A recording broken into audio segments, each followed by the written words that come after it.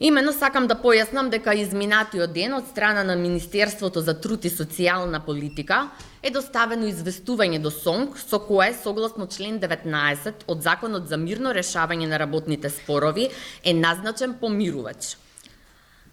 Иако законот предвидува доброволно пристапување кон мирување, истиот во член 18 став 1 напоменува дека во случај на штрајк или спор во дејностите од општ интерес, страните се должни веднаш да пристапат кон мирно решавање на колективниот спор.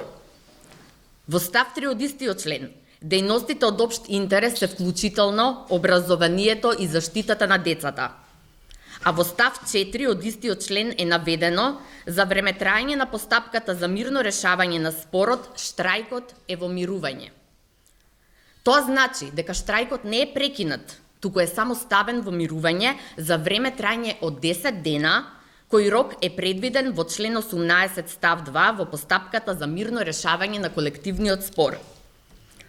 Согласно член 19 став 2 од законот, Министерството за труд и социјална политика назначи арбитар, кој е должен веднаш да започне со постапката за мирување. Сакаме да појасниме дека СОНК во конкретниот случај е должен да постапи и постапува во согласност со законот. Очекуваме експертите во оваа област, тоа се советниците од Биро за развој, со Министерството за образование да направат проекција, да направат план, се разбира стоиме на располагање да помогнеме во тој дел. Во однос евентуално ако има скратување на наставната програма, во делот на ова е битно, ова е важно, ова е суштински, а ова може да помине и во друга прилика.